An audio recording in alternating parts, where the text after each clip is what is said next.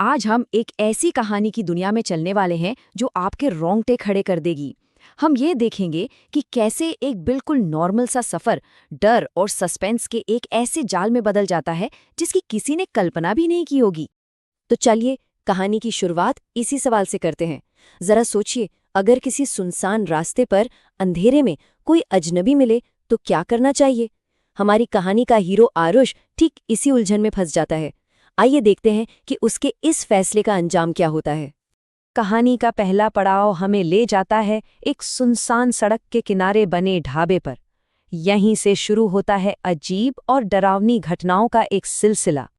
तो सीन कुछ ऐसा है। आरुष एक अकेला ट्रैवलर जिसकी बस निकल चुकी है और वो एक ऐसे ढाबे पर खड़ा है जिसके चारों तरफ दूर दूर तक सिर्फ घना जंगल और कोहरा है। माहौल में एक अजीब सी चुप्पी है जो किसी आने वाले तूफान का संकेत दे रही है। और सबसे अजीब बात तो ये थी कि उस वक्त शाम के सिर्फ 5 बजे थे। ठीक है, सर्दियों के दिन थे, पर ढाबे का मालिक दुकान बंद करके ऐसे भाग रहा था मानो उसने कोई भूत देख लिया हो। और जाते जाते वो आरुष को एक वार्निंग देके जाता है। सूरज ढलने के बाद यहाँ कोई नहीं रुकता।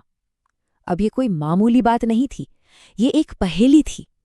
आखिर सूरज ढलने के बाद उस जगह पर होता क्या था। अब बस तो थी नहीं और रुकने की कोई जगह भी नहीं थी, तो आरुष के पास अगले गांव तक पैदल जाने के अलावा और कोई ऑप्शन नहीं था। उसे क्या पता था कि ये रास्ता उसे सीधे खौफ के मुंह में ले जा रहा है। जैसे जैसे रात गहराती गई, जंगल का सन्नाटा भयानक आवाजों में बदलने लगा। पेड़ों के बीच से कभी किसी के रोने की तो कभी किसी के चीखने की आवाजें आ रही थीं। वो बिल्कुल अकेला था और डर धीरे धीरे उसकी हिम्मत तोड़ रहा था। अब देखिए, आरुष आज के जमाने का लड़का था, पढ़ा लिखा। वो खुद को समझा रहा था कि ये सब उसका वहम है, गांव वाले अंधविश्वासी होते हैं। लेकिन जंगल की हकीकत उसके सारे लॉजिक पर भारी पड़ रही थी। उसे सच में ऐसा लग रहा था जैसे कोई अनदेखी ताकत उसे आगे बढ़ने से रोक रही है। और ठीक उसी वक्त जब आरुष डर और कंफ्यूजन के बीच फंसा था, पेड़ों के अंधेरे से एक चेहरा सामने आता है। एक नौजवान लड़का। अब इस वीराने में किसी का मिलना, क्या ये राहत की बात थी या किसी नए खतरे का सिग्नल। उस लड़के ने आरुष को एक और वार्निंग दी जो ढाबे वाले से भी ज्यादा डरावनी थी। उसने कहा, मैं तो उस गांव के पास भी नहीं जाता और तुम्हें भी यही सलाह दूंगा कि यहां से निकल जाओ। आरुष के सामने अब एक नई मुश्किल थी। क्या इस अजनबी पर भरोसा किया जाए? पर आरुष ने उसकी एक न सुनी। उसे लगा कि ये कोई चाल है उसे डराकर लूटने की। वो उस चेतावनी को नजरअंदाज करके गांव में घुस गया, लेकिन वहां जो सच उसका इंतजार कर रहा था वो उसके होश उड़ाने वाला था। उसका सारा लॉजिक, सारा कॉन्फिडेंस एक सेकंड में हवा हो गया जब उसने एक औरत को पेड़ से उल्टा लटक कर पागलों की तरह हंसते हुए देखा। ये मंजर इतना खौफनाक था कि आरुष के पैरों तले जमीन खिसक गई और वो जान बचाकर वापस उसी अजनबी की तरफ भागा। तब उस अजनबी ने आरुष को उस गांव की वो दर्दनाक कहानी सुनाई जो सालों पहले वहीं दफन हो गई थी। साल था 1946, जब एक अंग्रेज अफसर को गांव की एक लड़की रूपा पसंद आ गई।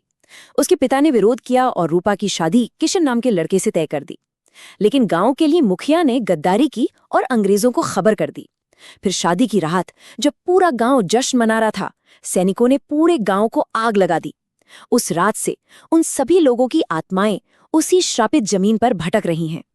ये खौफनाक कहानी सुनकर आरुष का दिल दहल गया। अब उसे उस अजनबी की हर बात पर यकीन हो गया था। तो जब उस लड़के ने उससे पास के एक टूटे फूटे वीरान घर में रात गुजारने को कहा तो आरुष मना नहीं कर पाया। वो जानता था कि इस डरावने जंगल में अकेले रहना मौत को दावत देने जैसा है। बातों बातों में उस लड़के ने अपना नाम बताया, किशन। वही नाम जो 75 साल पुरानी उस कहानी के दूल्हे का था।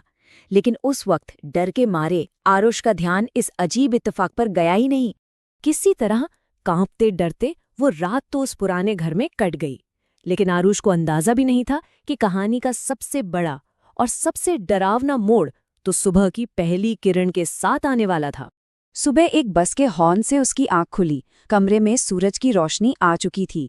जब उसने चारों तरफ देखा तो किशन वहां नहीं था, पर उसकी नजर जमीन पर पड़े एक पुराने से पीले पड़ चुके शादी के कार्ड पर पड़ी।